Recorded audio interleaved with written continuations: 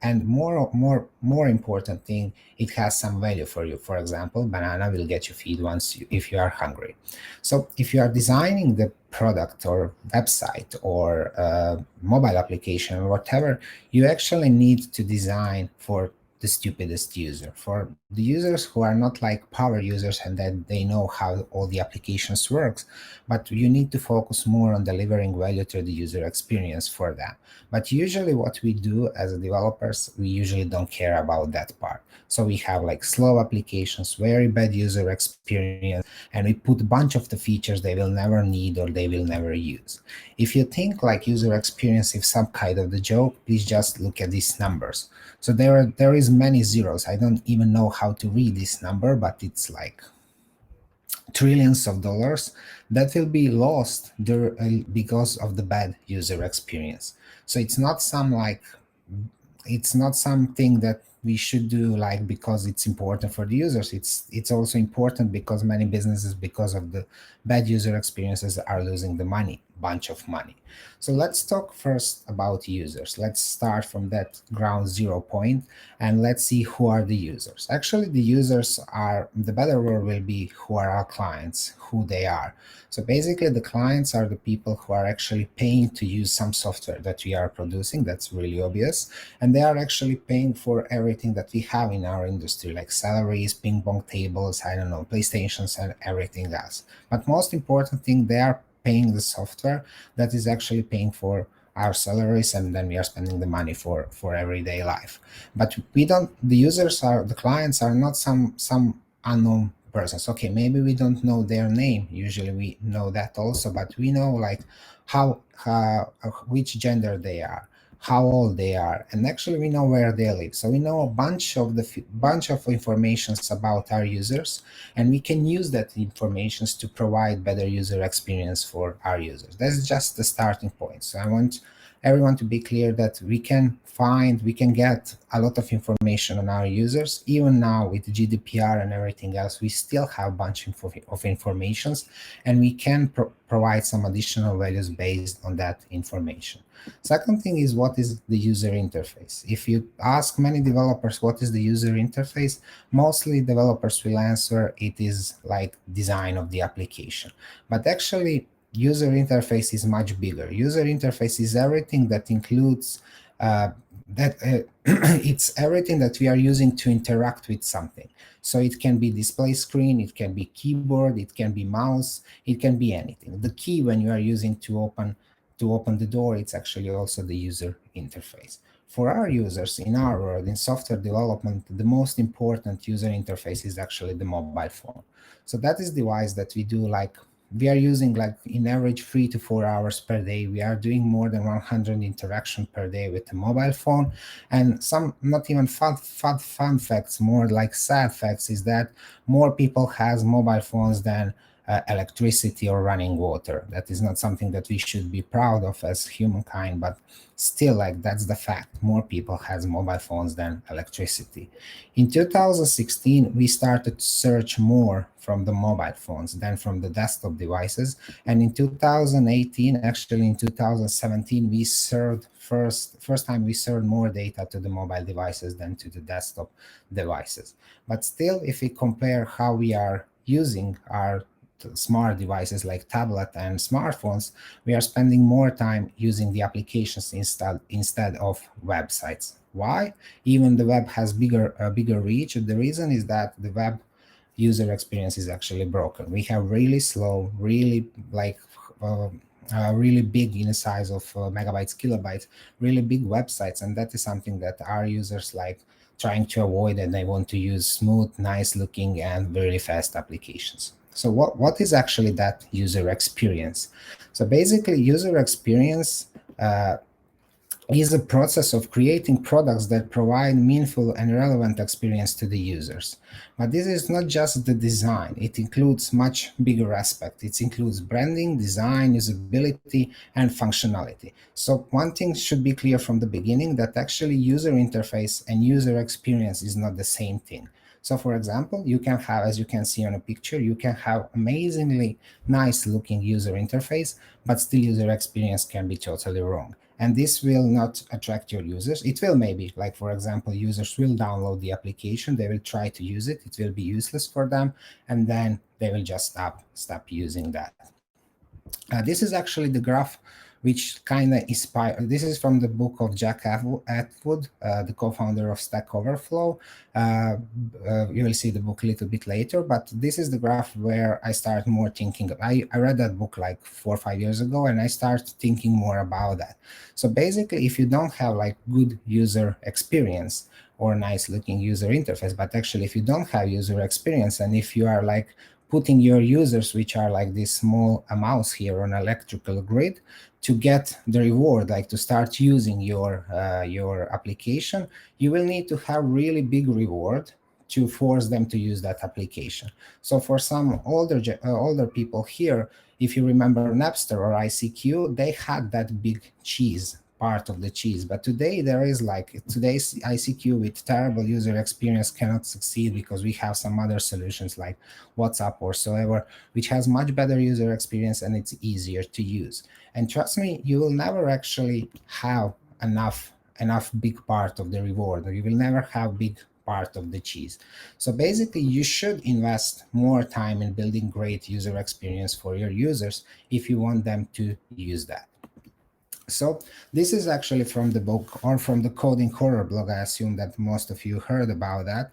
So this is a really strong statement. Jeff Atwood say that he doesn't care about how many kick-ass visual architecture diagrams you have. From the user's point of view, if you don't have user interface, you don't have anything. And he said, like, he knows that user experience is hard, but you need to build impressive UI if you want to be taken seriously.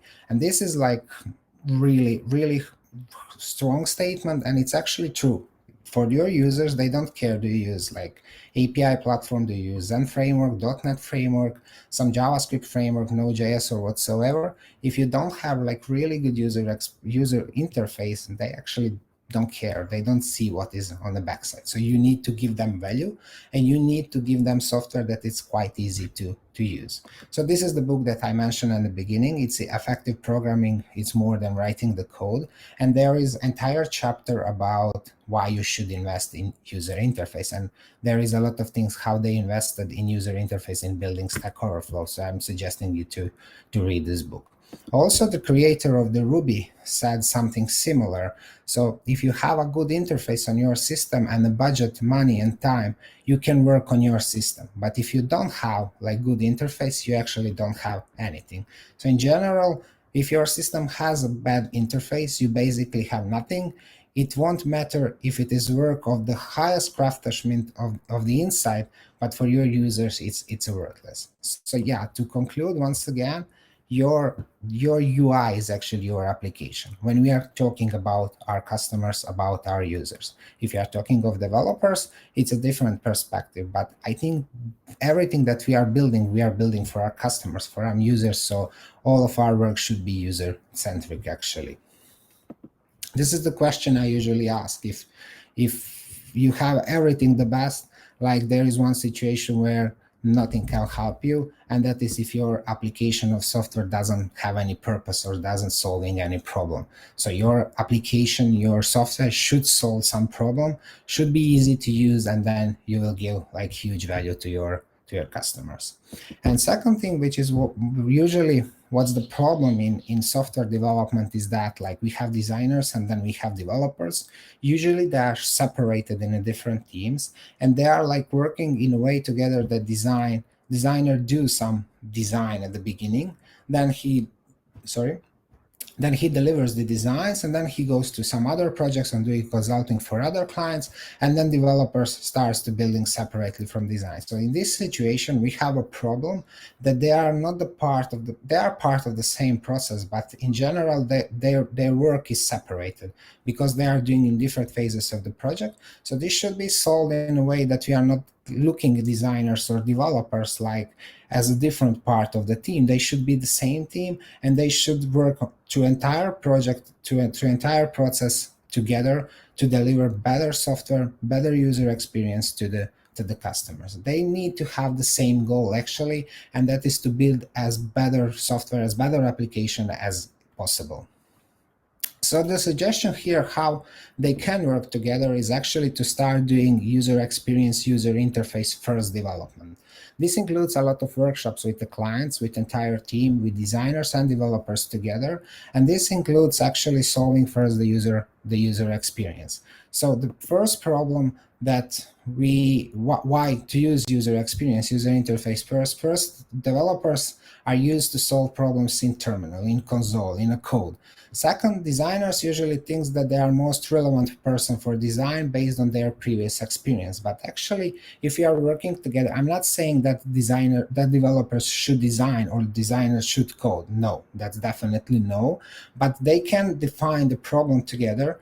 Then designer can define user experience person, or designer can define in their regular way as they are doing how to build the best user experience. But then they can be on the same page. Everyone will understand in the end what they need to build, and clients will understand what they will actually get as the end results.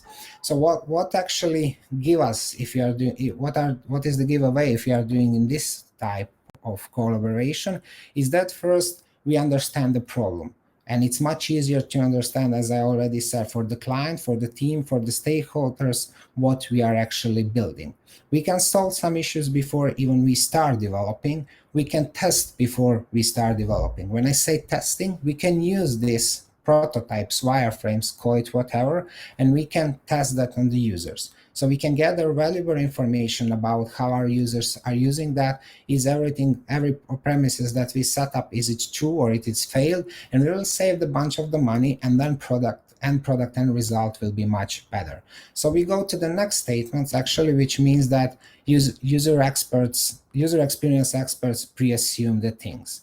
So actually we need to test, and user experience experts should never pre-assume the things. That's fundamentally wrong if they are pre-assuming something. We need to test that, and we need to confirm that actually wireframes or user experience that we build will work for our users. If not, we need to change that. Similar as in software development, we will try to implement something. If it is not working, we will try to build it in another way.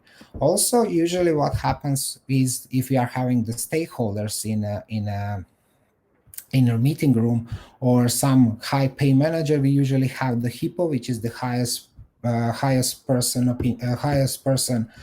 paid person opinion, which is not good. Also, we have numbers, we have data, we can test it on the users, and we should use that data, not some opinions. Again, we should not think, we should confirm about that. And there is a bunch of tools, even if you don't have like huge budget for testing. I don't know how you will see the video on a screen, but for a few bucks, like you can use some tools. For example, the crazy egg is what you see, and you will get a bunch of information how your site is used, where users are clicking, how they are scrolling to your websites, how they are acting. You can get the videos, you can get the stats, you can get whatever you want. So for example, if you are releasing the new website for example, you want to test it for a week, you can use this kind of the software, and for very low amount of money, you will get very valuable information. And there is like really nice statement, like don't think too much. You will actually create the problem that wasn't there in the first place. So try to focus more on delivering the value and resolving the current issues that you have the problems for the user. So again, the question, if I ask you like, do you work on any website or web application at the moment? Probably most of you will answer yes. But if I ask you the second question, like on which one, left on the right, I will probably guess like in 80%. This is the templates on like more than 70% of the websites today. Like maybe the elements will be on a different place, or we will have different type of the sliders, but this is how the web looks today. It's actually a little bit boring and predictable. And there is quite good reason why we are using all the same patterns in web design. First, good design is very hard. It's not easy thing. Second thing, good user experience, it's even harder. And second thing, building a good user experience as user interface is expensive process. It's not easy process, and it's also expensive process. So we actually end up to use some well-known patterns. this we can draw a parallel line to the development. If we have some patterns that are working very well, we will reuse them. So that's actually what's happening also in design, in web applications and mobile applications. But in general, what's the issue with this? It's very hard to remember some really good websites. So for example, ask yourself, like, what's the one really good website that you visit this week and that you really remember that? For example, I visit today, I visit the Airbnb, and they have new, very nice web design. And that's like, for me, it's a memorable because I visited today. They have really nice design. It looks nice with big pictures. It's really modern. It's very fast website. So I think they are getting back on a track where they were like few years ago, and then at some point they were starting producing like slow features, new features, bunch of new features, without focusing, I think, on clear goal, delivering the value, which they are doing very nice at the moment. So usually the design process starts in this way. You get the new project, you need to start working on that, and then you have all the fancy ideas, you have all the crazy ideas, you will implement everything, it will be the best ever. But in the end, like, it ends up like on the last image, it's like similar regular house as every other house. So if we are talking about good design, it should be a collection of tiny details. Like, it should be personal, it should, like, it should uh, it should make some emotions in you when you are watching that design. So for example, this is regular login form, and like, it's email and it's a password. Usually it's a boring form, but with this little animation, as you can see, this form is like memorable. It's a different, it will bring a smile on your face. Probably you will remember this form. Also, if we talk about Mailchimp website, you can see that this website is built on an exact a template I showed you like few slides ago, but with this font, with these illustrations and everything, they did amazing work. So this is very nice looking, very memorable websites, and probably it has great effect on their business, increasing the revenue and profit and everything else. Also, this is our website. So if you look on the bottom right thing, you will see the cookie policy. So the cookie policy has a story behind it, and the story is this. This is very famous cookies in Croatia. So we actually use that cookies to put it on our website, and the result was amazing. We got like, I don't know, 100 emails probably, where people like saying, this was amazing, like, your cookie policy is amazing. And of course they all accepted that, but still, like, we use the emotions here. We know that this is, all the people in Croatia are literally crazy about this cookie, and it's like the product that we are proud of in Croatia. So the result was actually that we made that cookie policy personal. Also, in our hiring page, what we did, we use our real persons from the company and some internal jokes. So if you read the statement behind every person in a company, you will see that it's about music, it's about playing guitar, about project management and other things. So also in this form, we tried to make it little fun. So there is again real person who is like communicating with you. If you are doing good job on filling the form, they will approve you. If you are doing some mistakes and not filling the form properly, they will show it your hands like no. Also, what we a little bit steal it from the medium is the beast thumb. So this is how we are saying like hi in our company. Like usually, if you go to the company in the morning, you will say hi in this way to the person you meet on a hallway. Even our Slack, if you say, this means in Croatian language we call that besa. So fist pump is a besa in Croatian language. So if you say besa on our Slack, even the Slack bot will respond with the one. So we did just that small thing we implemented in our blog. So as you have thumbs up or applaud in a medium, we use that trick to build it on our blog post. So we put part of our culture of the company, we put it in our blog. The web design of the website is still in a pattern that I show you. This is, for example, regular blog. There is nothing about that. It should be clean. It should be easy readable with nice pictures and everything. But this was like, we want to put some small details. Also, since this is the agency website, we need to have some dogs, obviously. So there is Aria, the dog. So yeah, we have it on the website. If you want to see more examples of this kind of the things on the websites, which are really amazing, search for this blog post on the Smashing magazine. It's bringing personality back to the web. There is a bunch of examples, and you will see how websites still can be very functional and can be very, very interesting. The web should not be boring as it is at the moment. Regarding the testing, so testing is, especially A/B testing, is amazing thing. But what we are usually doing with A/B testing is, even if you use Twitter or Facebook as example, they will move the navigation a little bit left, little bit right, little bit up. They will change the color for one number or something like that. But usually they are testing the local maximums. And then when we are testing the local maximums, you will end up with the similar results. Again, we will have all the websites.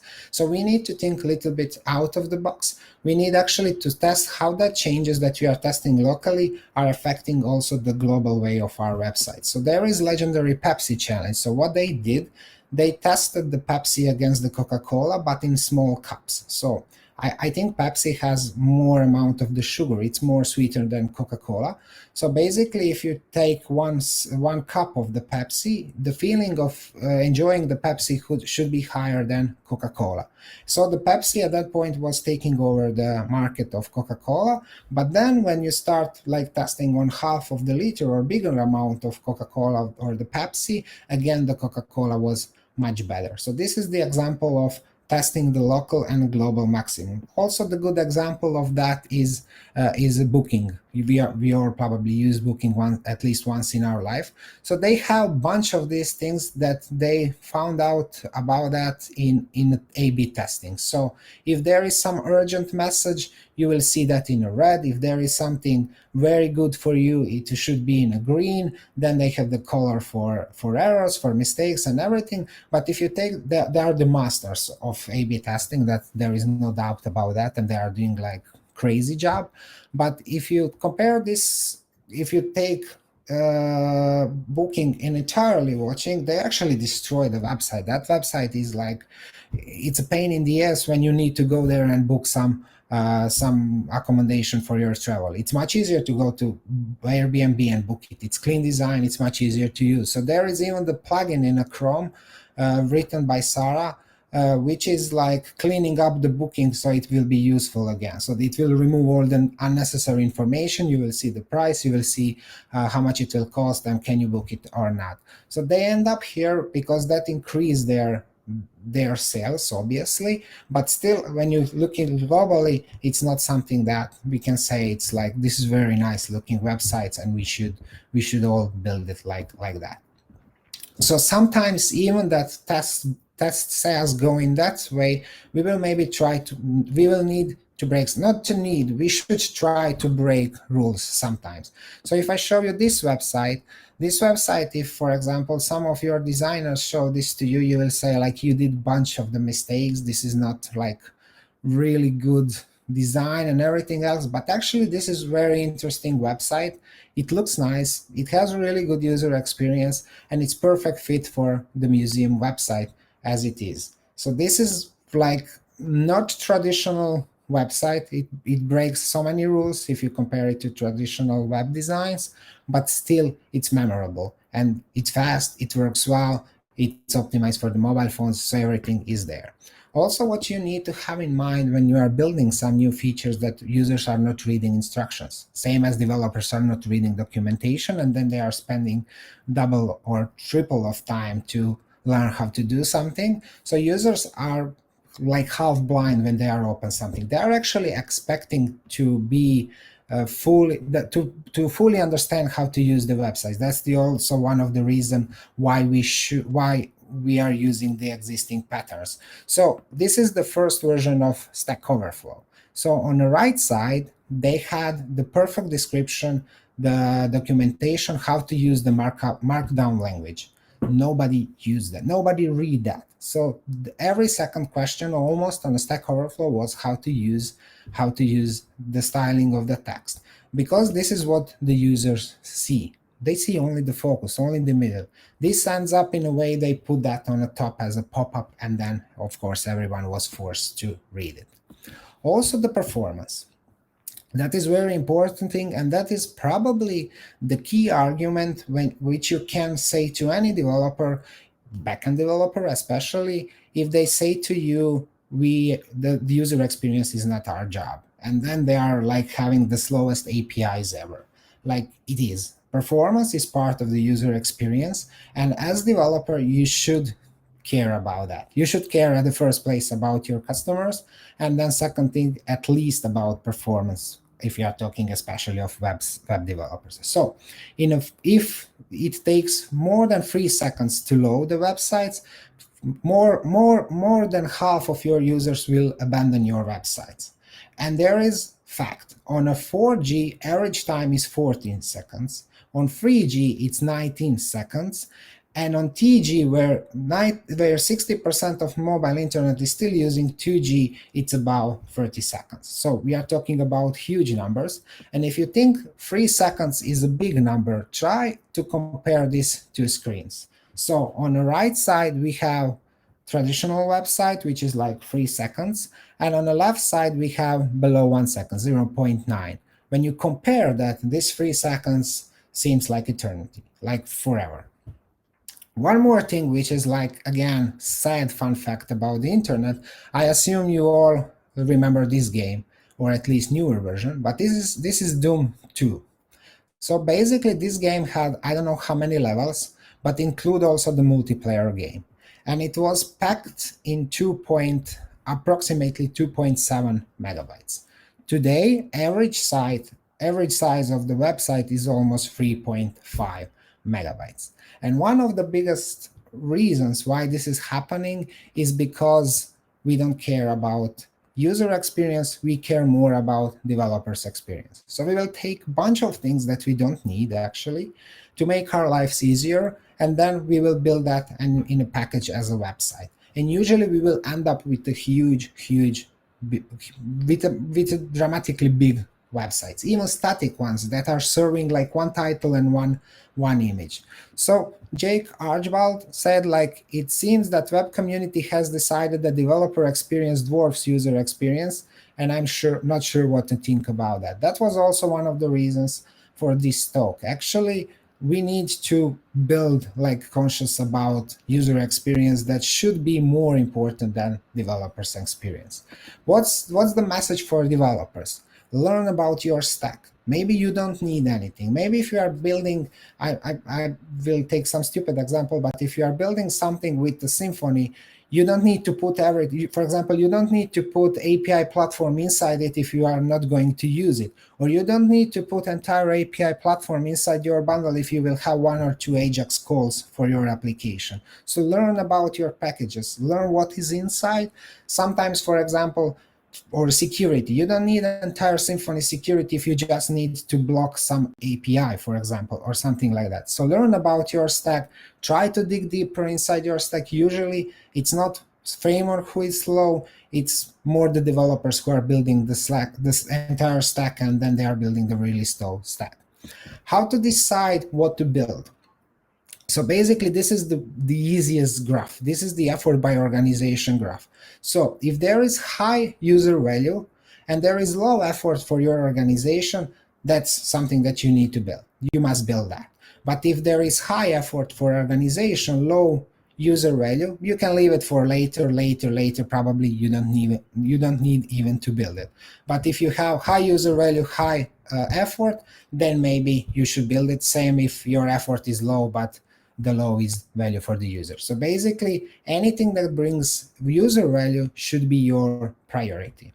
So for example, this is one feature that is brilliant. Literally, it's brilliant. So you go to the ASOS website, you enter your measurements, and you get perfect suggestions what size of the clothes you should buy.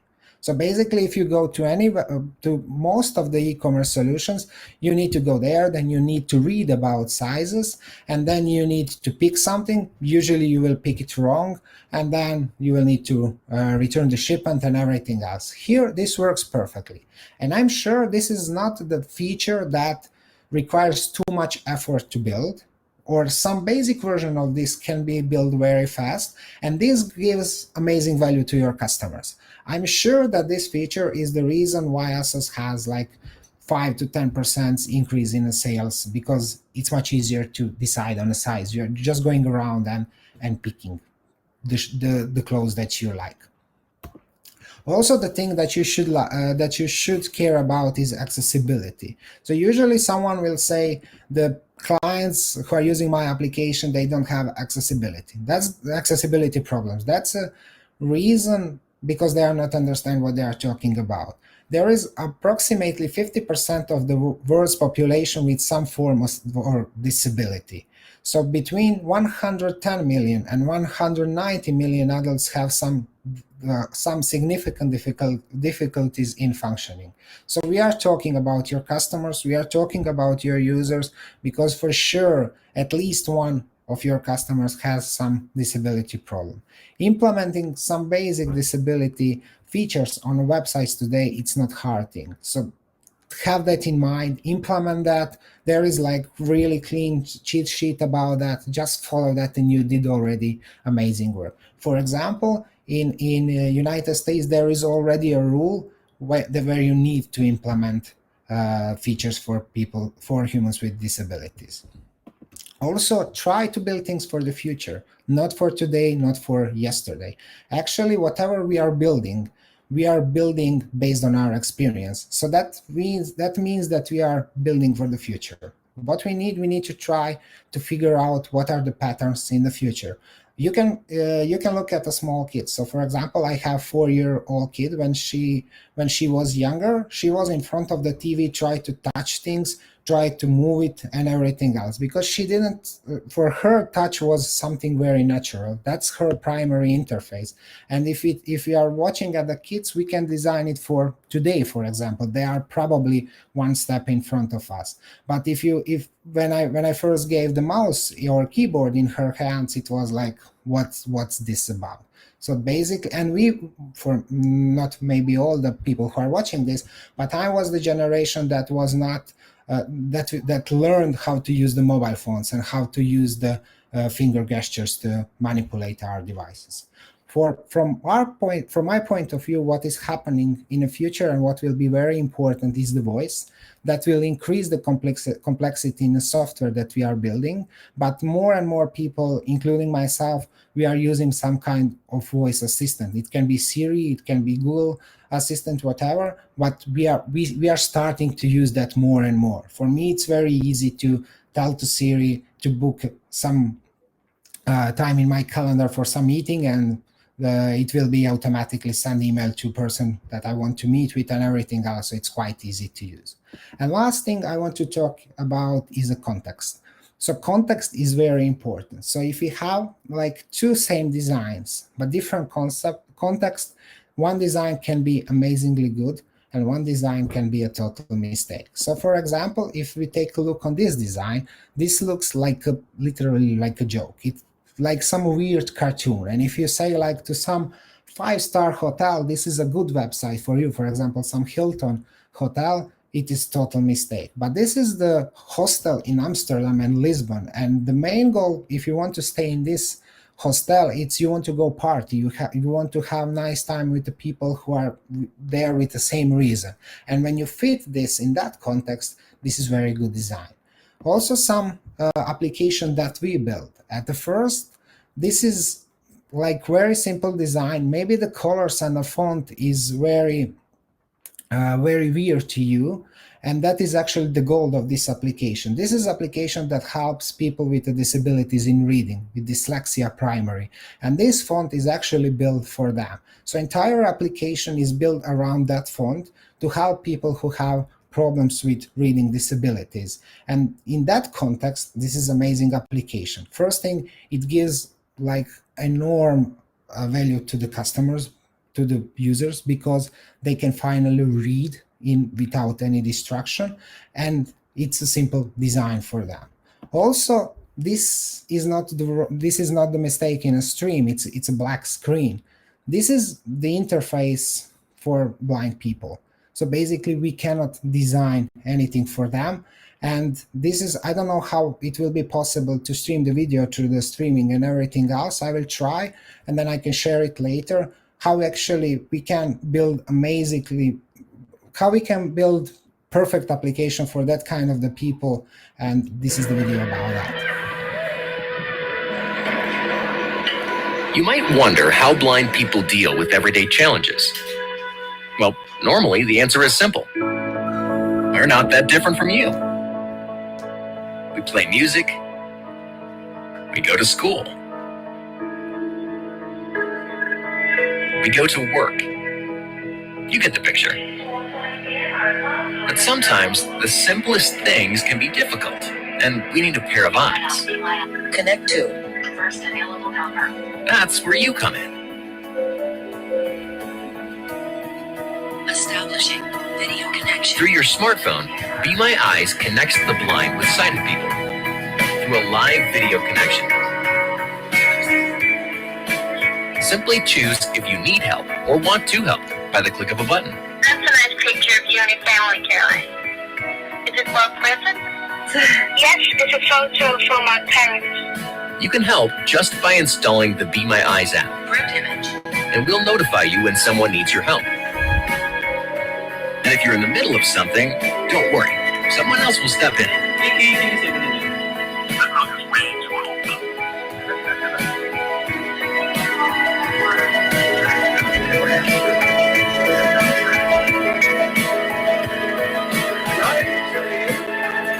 So, would you care to be my eyes?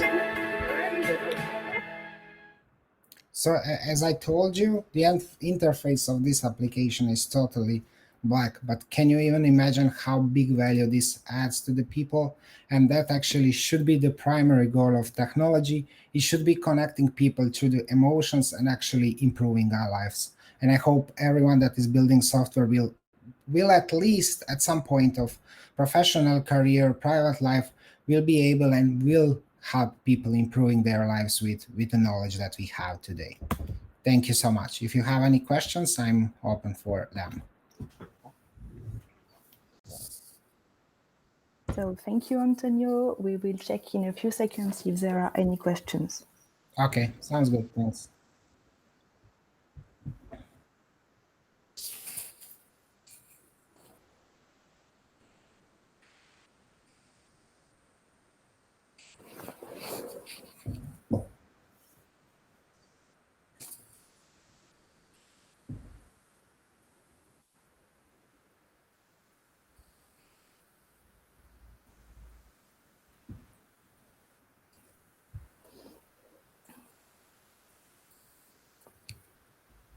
So people are faking you, but no questions for the moment.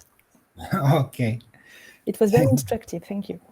Thank you very much. Thank you for inviting me. And I will be in the chat probably because I will listen to Lucas talk. So if someone has a question, you can ping me on Twitter or in the comments. Sure. Thank you once With again pleasure. for. Thank you. Bye. Thank you.